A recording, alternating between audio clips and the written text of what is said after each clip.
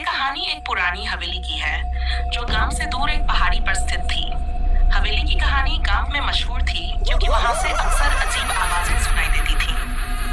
कहते हैं कि उस हवेली में सालों पहले एक धनी परिवार रहता था, लेकिन अचानक सभी लोग गायब हो गए थे। कोई नहीं जानता था कि उनके साथ क्या हुआ। गांव के लोग उस हवेली के पास जाने से कतराते थे, लेकिन लेकिन एक दिन गांव के तीन दोस्त राहुल, मोहन, कीप और सीमा उत्सुकता के कारण उस हवेली को देखने का फैसला करते हैं। उन्होंने सोचा कि ये सब बस अफवाहें हैं और ऐसी कोई चीज नहीं होती। शाम होते होते तीनों हवेली पहुंचते हैं। हवेली बाहर से बहुत ही खंडहर जैसी दिखती थी।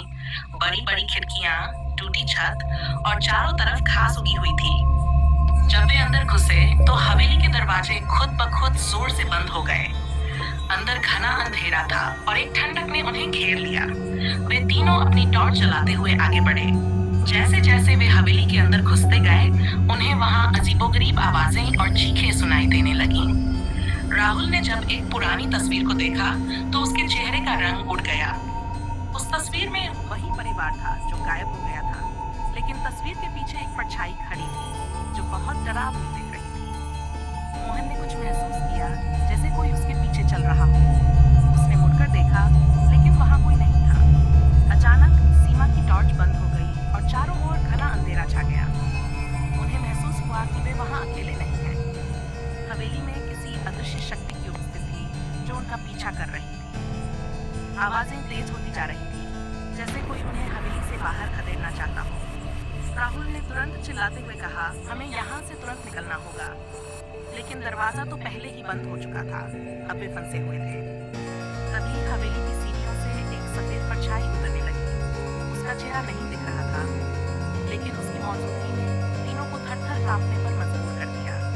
परछाई धीरे-धीरे उनके करीब आ रही थी।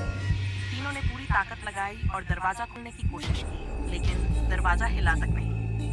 अचानक हवेली के अंदर एक जोरदार धमाका हुआ और दरवाजा खुद ब खुद खुल गया।